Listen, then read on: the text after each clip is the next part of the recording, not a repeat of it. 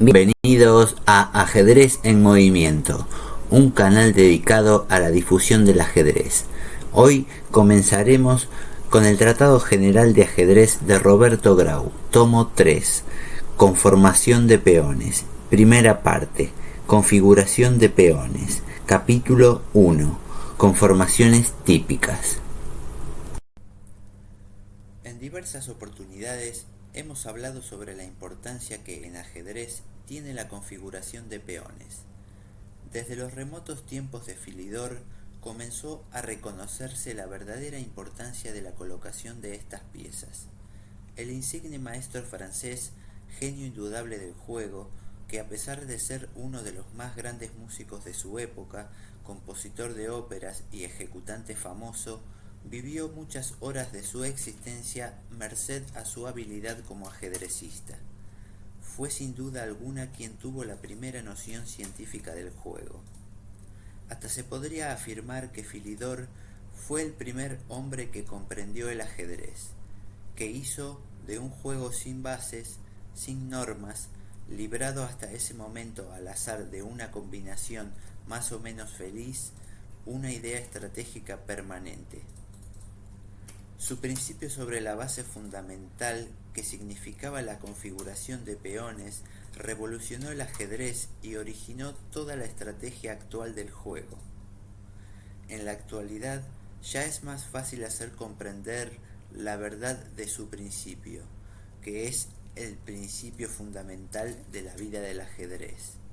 De acuerdo con la disposición que se asigne a los peones, deben efectuarse las maniobras futuras, de lo que se deduce que el esqueleto técnico del juego, su armazón estratégica, es la ordenación de las líneas de peones, que son lo que a la guerra las líneas avanzadas de combate, de cuya rotura o desmembramiento depende la suerte de una lucha. Consideraremos en todos sus aspectos las configuraciones de peones para dar en cada caso la estrategia que conviene adoptar. Veremos la enorme fuerza de los peones unidos, cómo cada cambio de peones puede significar el principio del desmembramiento de la armónica cadena inicial y de qué manera el más insignificante de los avances gravita poderosamente en la estructura íntegra de la partida. Debilidad necesaria: el avance de los peones. Los avances de peones son la debilidad necesaria que impone la lucha para defenderse. Esta enorme paradoja tiene fácil comprobación en ajedrez. Toda la teoría de los puntos fuertes, de la centralización de las piezas, de los alfiles buenos y malos, de las columnas abiertas, de los sacrificios, de los temas de combinación, de las cadenas de peones, el juego abierto y el bloqueo, tienen como base fundamental el esqueleto de peones. Esto lo sabemos porque en cada caso hemos considerado el problema, pero ahora lo trataremos desde el punto de vista general, dando ejemplos de posiciones buenas y malas de peones. Demostraremos cómo se las trata en cada caso y de qué manera debe accionarse, según sea la situación que ocupen los peones rivales.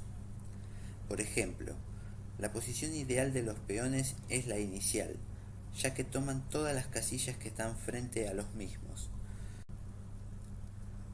Cada vez que se hace necesario avanzar los dos pasos, el cuadro lateral del peón queda sin una de sus protecciones naturales, y precisamente se crean los puntos fuertes para el rival.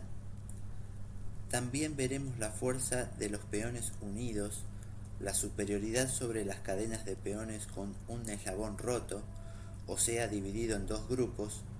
Asimismo, comprobaremos que cuando los peones están divididos en varios grupos son débiles y que los peones de los flancos no suelen compensar la fuerza del bloque central, si éste se encuentra sólidamente unido. Configuraciones típicas. Por ejemplo, la configuración H2, G2, F2, E3, D4, tan común en el gambito de la dama, es una de las más notables que registra el ajedrez. Los peones colocados a manera de un ángulo obtuso obtienen una enorme fuerza, pues mantienen su elasticidad y forman un bloque muy difícil de ser disuelto. Esta configuración de peones combatirá siempre con ventaja contra otra que no ofrezca tanta cohesión.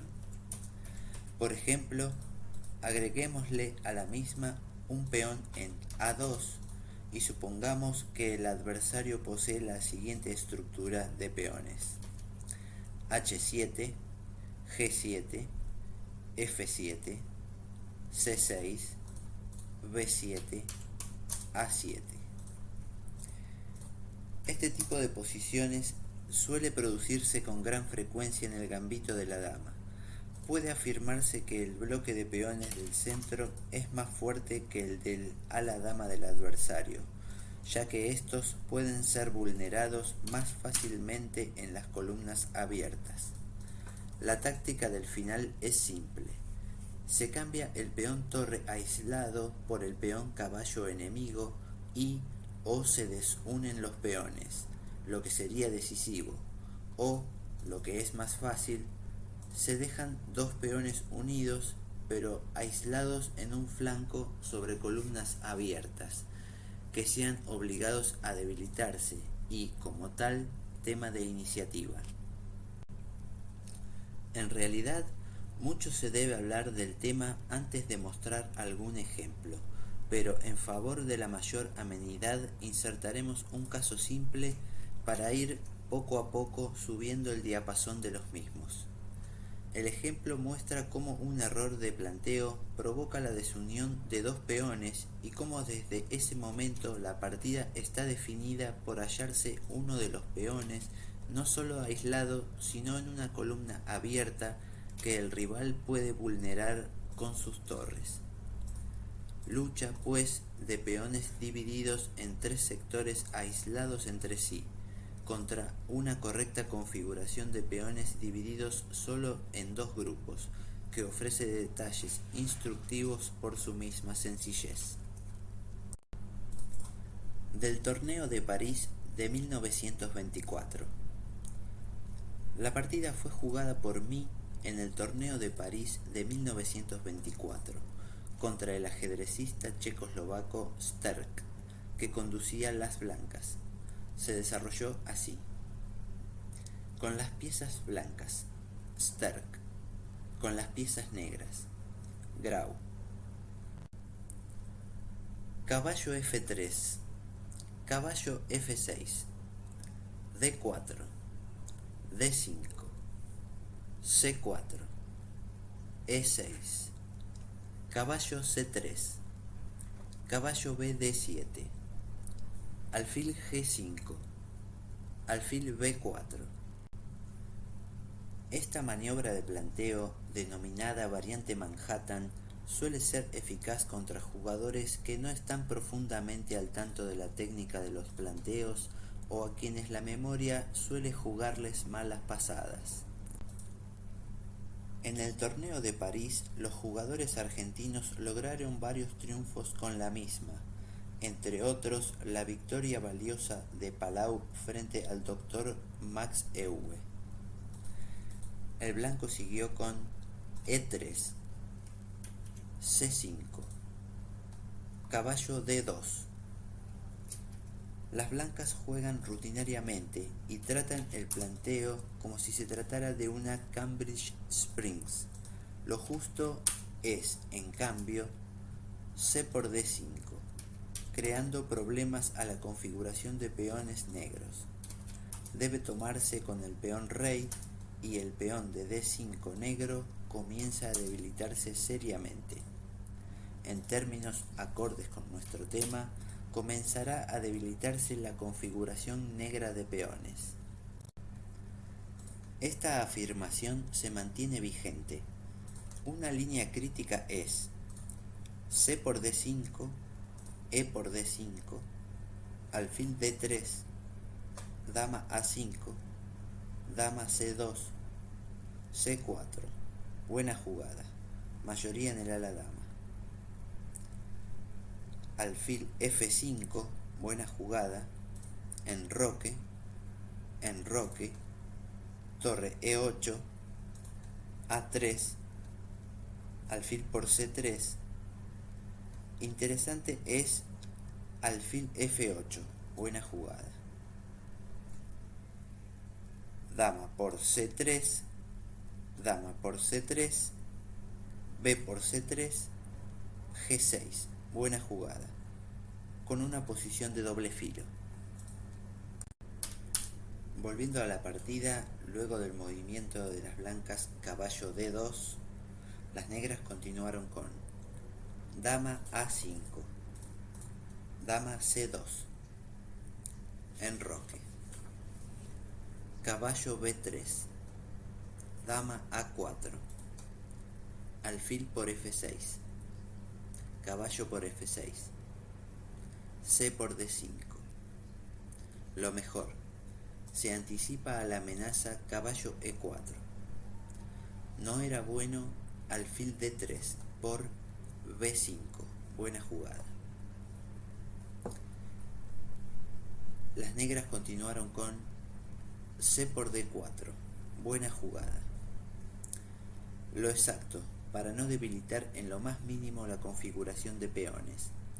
Pero ya las negras están mejor porque han asumido la iniciativa en el ala dama y presionan seriamente el punto C3. Las blancas siguieron con caballo por D4. Era necesario jugar E por D4. Las negras siguieron dama por C2, caballo por C2, alfil por C3, jaque, B por C3, caballo por D5. Se ha llegado a un final en el que las blancas están perdidas estratégicamente por su mala configuración de peones y la excelente disposición de las negras. El resto es solo cuestión de técnica. Las fallas fundamentales del esqueleto de peones deben dar sus frutos. El blanco siguió con C4, caballo C3, una maniobra hábil, pues inmoviliza, o poco menos, el juego blanco y prepara la colocación del caballo delante del peón aislado, sistema táctico típico en estas posiciones. El blanco siguió caballo A3, alfil D7, caballo B1. Expulsa el caballo, pero no mejora la pobre acción de las piezas blancas. El negro siguió caballo A4, alfil E2, alfil C6, enroque, torre FD8, torre D1, torre por D1, jaque, alfil por D1, caballo B2. La ventaja de la iniciativa. Las negras están maniobrando de atrevida manera con el caballo para realizar jugadas de iniciativa que impidan el desarrollo de las blancas. Si caballo C5, que sería lo rutinario, seguiría caballo C3 y las blancas igualarían el desarrollo, lo que haría difícil la explotación de la mejor configuración de peones. Esto permite ganar un tiempo valioso. El blanco siguió con alfil E2, torre D8, rey F1, rey F8, G3, preparándose para eventualidades futuras, que han de hacer imprescindible que el rey entre a cooperar en el dominio de la columna D, impidiendo las amenazas de la torre. Era de considerar, con el mismo objeto de restar eficacia al alfil, la jugada F3, pero en ese caso, si bien no quedaría una diagonal tan grande a merced del alfil, existiría una casilla débil en E3, que sería el origen de otro plan negro. Las negras continuaron con rey E7, caballo A3. Si caballo C3, seguiría torre D2, amenazando torre C2, caballo A4 y llevar el rey a C5, definiendo la lucha.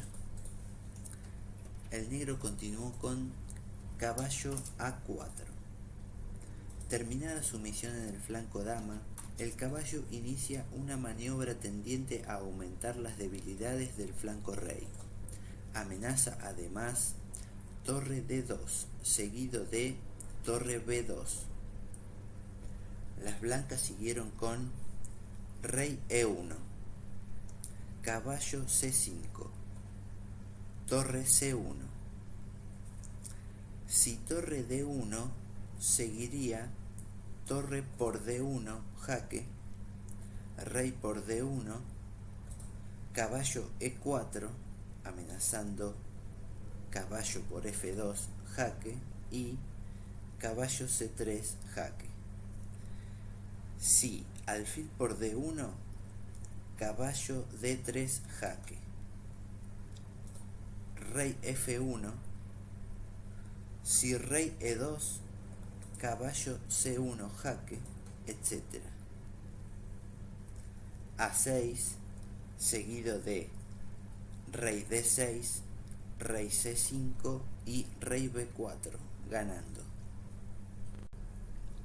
Volviendo a la partida, luego de torre C1 por parte de las blancas, el negro continuó con A6, buena jugada, preparándose para el final. Es imprescindible para poder transportar el rey a C5, que el caballo no tenga ninguna posibilidad en la casilla B5. Además, la jugada del texto prepara una maniobra decisiva a base de caballo D3 jaque.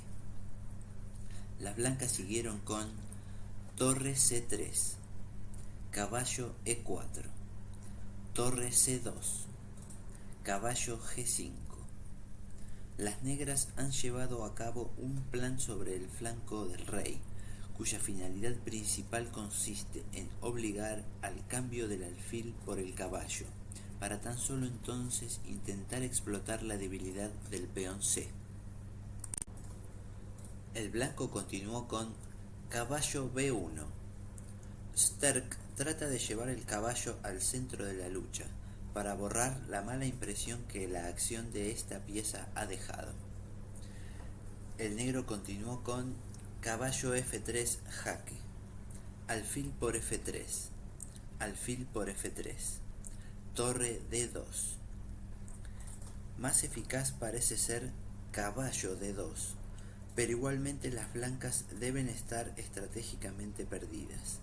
La mejor conformación de los peones y la superioridad del alfil sobre el caballo en las posiciones abiertas son factores decisivos.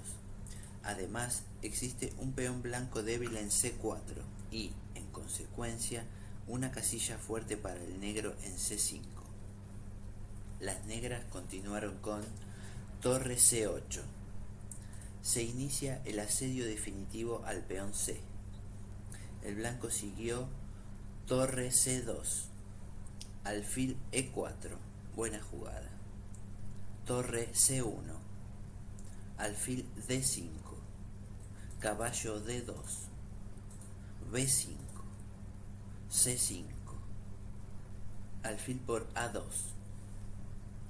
Si alfil C4, caballo por C4, torre por C5, rey D2, y el final sería muy difícil.